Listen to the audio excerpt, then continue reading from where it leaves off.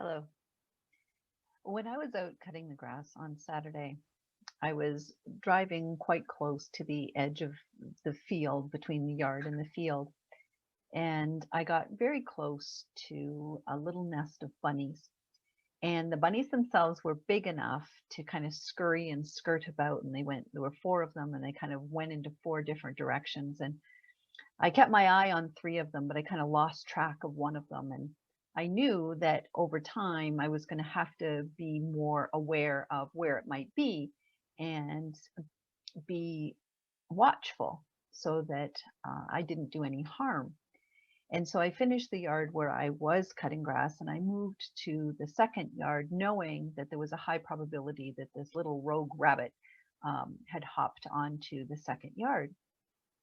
And sure enough, when I came around the corner, there she sat in the grass. And I stopped the riding lawnmower and she didn't move. I turned the engine down so it wasn't so loud and I shut off the blades and she didn't move. So I turned the lawnmower completely off and I got down and I took a tiny little stick and I kind of poked underneath her front paws and nothing. Couldn't get her to move at all. And after some consulting with some other folks, I put my gloves on and I scooped her up. And at that point, she got afraid and she tried to jump. And I created this little cocoon for her. And I very carefully took her back to where I knew her nest was and put her at the door and watched her happily head into her burrow.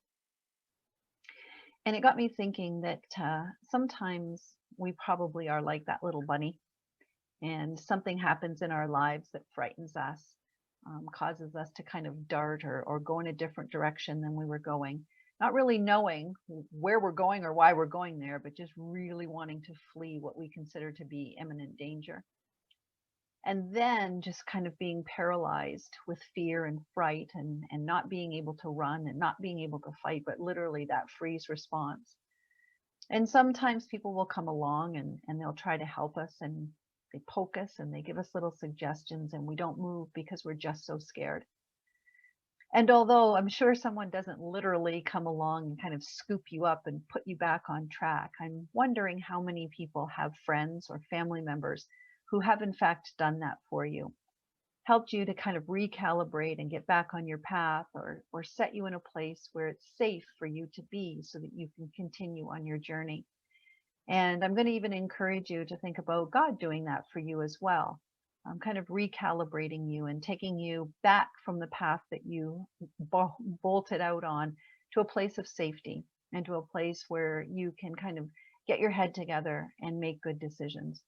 So I share that story with you today as part of your midweek hope that even when you're feeling lost and scared, there is hope.